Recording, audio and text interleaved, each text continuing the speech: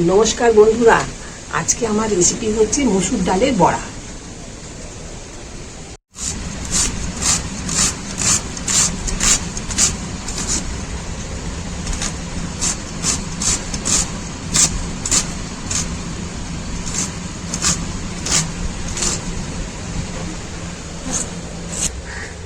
আমি আগের দিন রাত্রিবেলা মসুর ডালটাকে ভিজিয়ে রেখেছিলাম। এবারে এটাকে বেটে নেব।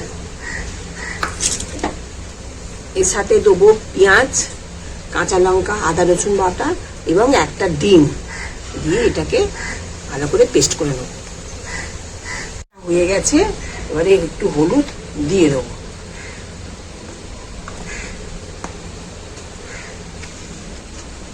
একটু নুন দিয়ে দিলাম। এবারে একটু ফাটিয়ে নেব। একেবারে মিহি করে বাটবেন না, একটু কচা থাকবে সেরকম রাখবেন। কড়া গরম হয়ে গেছে, এবারে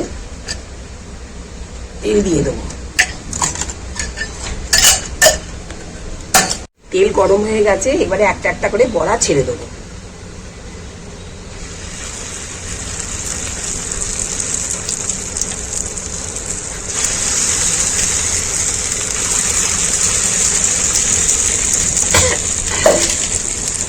একটি ভাজা হয়ে গেছে, এবারে উল্টে দেবো।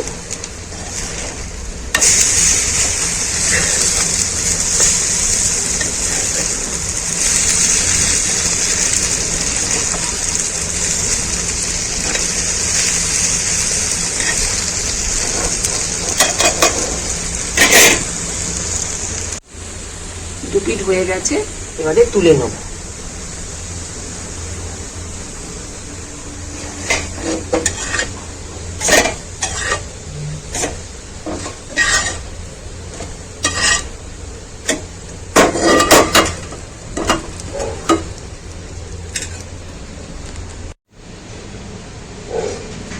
আজকে আমাদের রেসিপি ছিল মসুর ডালের বড়া।